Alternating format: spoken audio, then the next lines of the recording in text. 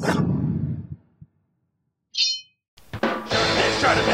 Prime, Chardonnay Prime, 3D comics, toys are hella sick, hella wacky nicks, taking bad hits, taking bad shits,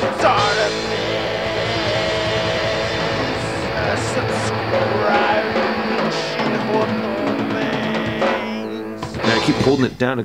Hey, what's up, you guys? Shartimus Prime here, doing another Kotobukiya statue review on the Marvel Bishoujo Lady Deadpool statue. If you're trying to pick this up, you can pre-order it now at Big. Get your big badass toys at BigBadToyStore.com.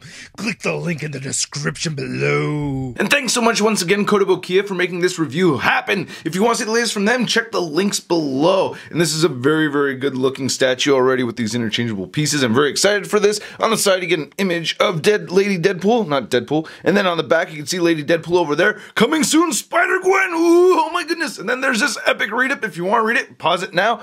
And then on the side, we get Lady Deadpool again. Alright, let's get to it and crack this thing open. And here's Lady Deadpool out of the packaging. And I love this Lady Deadpool statue. I really like it a lot, especially because it has this kind of a frumpy look to it. I don't know how else to explain it. I remember in Daniel Way's run when we saw Lady Deadpool, she was kind of not the most attractive looking person, like just slightly overweight and kind of sloppy looking, and I don't know, just the way that we get the shadowing and just the textured sculpt over here kind of gives us that look. Now there is some assembly required with this, and we do get interchangeable parts.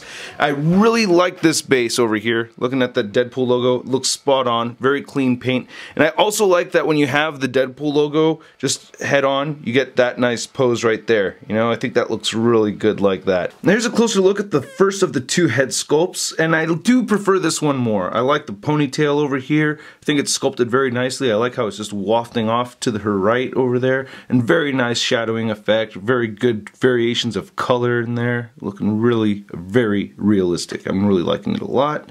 Then you can see the seams and little stretch marks right over there from the mask.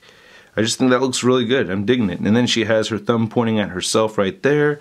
And then you can see some nice wrinkles right there in the cleavage area, or well, it's not exposed cleavage, but you know what I mean. She has this really cool Deadpool grenade that you have to place on there yourself. Very nice gunmetal color right over here, and you can take that off if you want to, but you're going to get a little hole in her hand, so that just ports right in there very easily, and it stays securely. You know, you can shake it and it's not going to fall over or anything. Not only do we get that nice gunmetal color around the pin over here, but these little bracelet thingies, you know, these bands that go around her wrists and her arms, that looks really good. They look like they're made out of real metal. I like that a lot. Very good looking straps over here too. I like the little silver paint on the buckles. The katanas look really good with the handles being painted gold right there, and some really nice browns too. It looks really nice. And then, you know, like I was saying earlier, she kind of looks a little bit frumpy or a little bit sloppy anyway.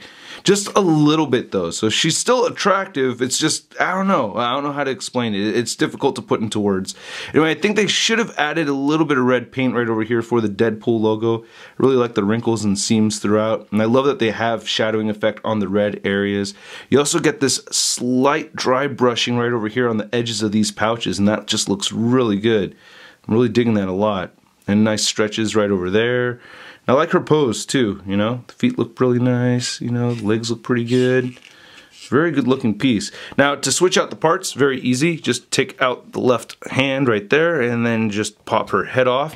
And then you can put the fleshy face right there, and then you can attach this hand that has the mask attached to it, and that looks really cool. I like that as well. Even though I do prefer the masked version, I still think this is very good. So, yeah. This character reminds me of Harley Quinn. You know, I don't know a ton about Lady Deadpool, but I think she was a shrink and then she goes nuts, you know, falling for Deadpool. But anyway, looking at the hair, I do think they did a great job with this shadowing effect and everything right over here. I love that detail in the paint.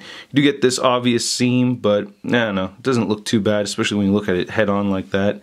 I think the eye paint came out looking really good. She has some nice blush on her cheeks, which is tricky to see. If I darken things up, you could see the subtle paint that they added to her face a little bit better when I darkened it up like that. Wow, just changing the lighting, it almost looks like a different piece, right? Now measuring the statue with the base and all, it's at about 9.5 inches tall, and you cannot take her off the base, by the way. And then measuring the masked version, it's just a little bit taller. Then here's Lady Deadpool compared to some other Marvel Bishojo statues. Here she is next to Red She-Hulk, Spider-Woman, and Wasp. And I really like the unique red color that we get here. And we get the glossy red over there and a lot lighter color red for Red She-Hulk. I do think the statue is a bit out of scale. I think she should have been closer to Wasp's height, more so than closer to Red She-Hulk's height. And then here's our Bishojo Lady Deadpool compared to the Kotobukiya Artifacts Plus Chimichanga Deadpool. And then here she is next to the Marvel Legends Big Time Letdown Spider-Man. And then here she is once again with the unmasked version. I'm partial to the masked version, but I just want to show this off again without having her hold the mask. You can get her with her pointing at herself like that, which is cool. And then here's what she looks like with the mask on and holding the mask, which makes no sense. Anyway, I hope you guys liked my review. If you want more Shart in your face, go ahead and hit the subscribe button right over there. Check out my last review on the Funko Marvel Collector Core box of Deadpool. And then also you can check out my P.O. Box pickups video over there where I show off the new Shartimus Prime t-shirts. And also if you want to support this channel, check out the Patreon account. And don't forget to go to MarvelousNews.com for the latest in Marvel related news. I'll catch you guys later.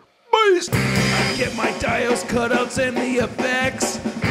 Make articulated comic book art.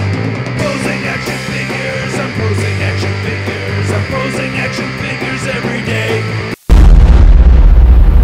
That's crispy. Plus Chimichanga,